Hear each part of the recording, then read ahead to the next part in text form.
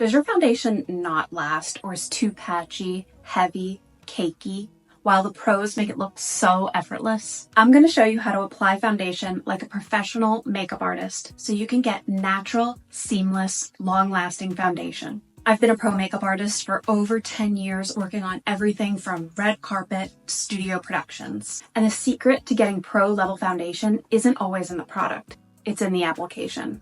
If you take anything away from this video, it's that makeup artists apply everything with intention. So applying foundation isn't always about getting coverage. It's about enhancing the skin. So when we're applying foundation, we're doing so with intention. Before applying foundation, makeup artists always consider skin type. And that's because skin type affects the longevity and finish of your makeup. Well-moisturized skin improves adhesion of the makeup to the skin surface. So if you're working with dry skin, it's really important to moisturize and basically prime the skin for makeup. If you're dehydrated, makeup settles into fine lines and looks really dry. So when you're applying a moisturizer, moisturizers typically have humectants in them, which are ingredients that attract water, such as urea and glycerin. So that plumps out any fine lines, plumps out your skin, and creates a really smooth surface for the makeup to lay down on. Oily skin obviously creates a lot of oil, and oil will cause makeup to slide right off. And that's because oils are really great at breaking down makeup. I mean, think about what makeup removers do. They're full of oil and they break down makeup when you're ready to remove it. So it's important to not add too much skincare to oily skin so that you can improve the longevity of your makeup. So thinking about skin type is really important. I'm personally more dry, so I'm gonna put on a moisturizer and probably a sunscreen. And I usually start in the areas that are the most dry. So that's typically around the sides of my face, definitely my eye area, although I probably could use a dedicated eye cream for that. And then I will work the product more into the center of my face because I want to have the least amount of moisturizer in the center, which is typically where I'm a little bit more oily anyway, in the T-zone. And I can work the moisturizer into my skin really well.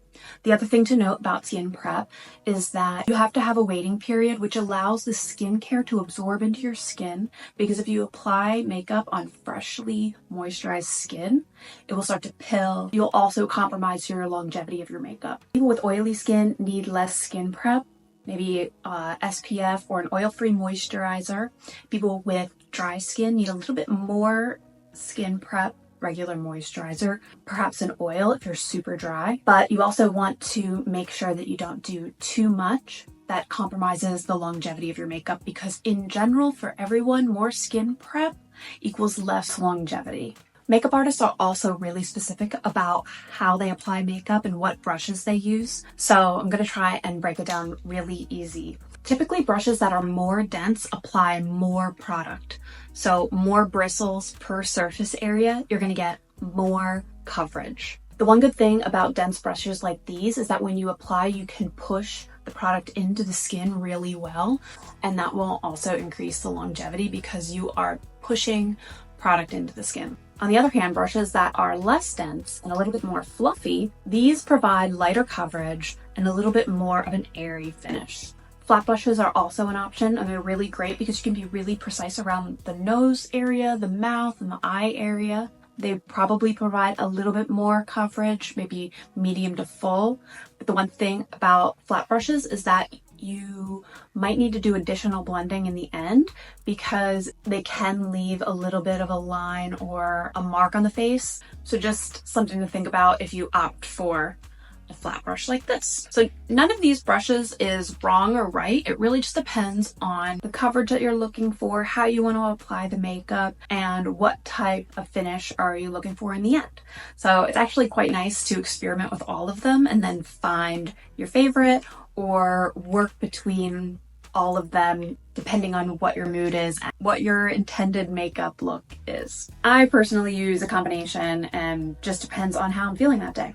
Don't worry, I'm also going to talk about beauty sponges at the end because I'm going to apply today using a flat brush because I feel like I want a little precision and maybe a medium coverage. So the first thing I do is I apply foundation to the back of my hand.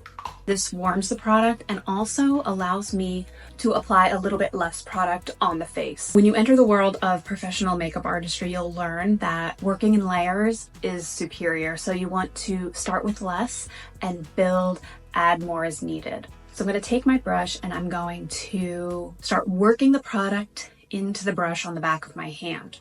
And I'm not going to use all the product that's on the back of my hand. I'm just going to start with a little bit and go from there. When I start applying, I want to start wherever I need the most coverage or wherever on my face has the most discoloration, which for me is typically around my nose, on my nose. And today I have a little bit of a blemish here, so probably on my chin. And then I'm just going to start working that foundation up through my T-zone and all around my face. And I'm using a soft stippling motion because while I'm applying, I'm also blending and I'm also pushing the product into my skin. And this will give me a lot more longevity. Whenever I need more product on my brush, I then just again start working the product into the brush on the back of my hand and not necessarily using all of it, just getting a little bit more because I want to start with less and add as needed. So I'm then going to start applying more of the product on the sides of my face as well. And I'm moving from the center of my face to the outer portion of my face. I'm still using the same soft stippling motion and I'm typically going down in the direction of hair growth. I'm also steering clear of my eye area because I'm probably going to put concealer on and I don't need another layer of makeup. So I don't need to add foundation to my eye area and then concealer. And one really good question is, do you apply concealer or foundation first? For me, I typically apply foundation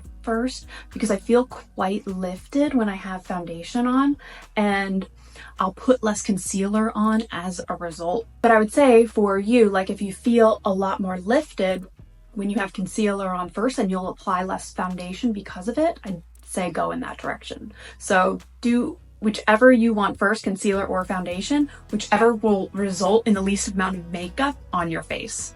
That would be my suggestion. So I'm feeling quite good about my initial application of foundation, but because I used a flat brush to do the application, I'm going to make sure that I've blended everything well. So I'm going to take a damp beauty sponge and just do a once over, patting all of the foundation into my skin. And basically I'm picking up any excess product, maybe somewhere where I've applied too much, and moving it to a different part of my face, perhaps that needs a little bit more coverage. The sponge just goes over everything, blends everything in, pushes product into your skin really well. So some common mistakes that I see when people apply foundation, one that makes me cringe actually, is when people apply foundation directly to the face from the bottle. And this just makes it really much more difficult to blend out because you've got a concentration of product in one area. You're also wasting product because you're probably using way more than you need, or perhaps more than you need. I just find it easier and you get a more natural, seamless finish if you apply product to the back of your hand first and then apply with a brush or a sponge or your fingers. And on that note, can you use your fingers? Definitely. I mean, fingers are great because they're really intuitive and you don't need a learning curve of using a brush. It just basically takes the middleman out.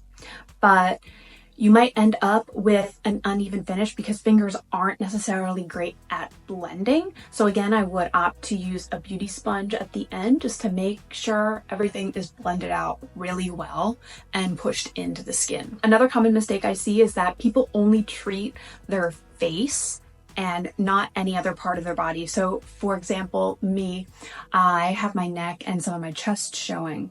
So I would also work the product into my neck and perhaps my chest area as well as my ears if they are showing, because it's really distracting when you have two different colors or even two different finishes. For example, I see a lot of times the face is really dewy and the chest is really matte or shimmery. It's nice to have one really fluid, similar finish and color to all the skin that is showing. That offers a really professional look. Just to do a quick recap of professional foundation application. Make sure that you prep your skin appropriately for your skin type. Choose a brush or tool that works well for you, and also for whatever the intended look is of your makeup. When you're applying foundation, start with less and add as needed. Work in layers and use a soft stippling motion on your face to push the product into your skin and also blend as you go. If you found this helpful, hit subscribe. I'd love to do more videos that show you how to get professional looking makeup for yourself at home. Thanks for watching.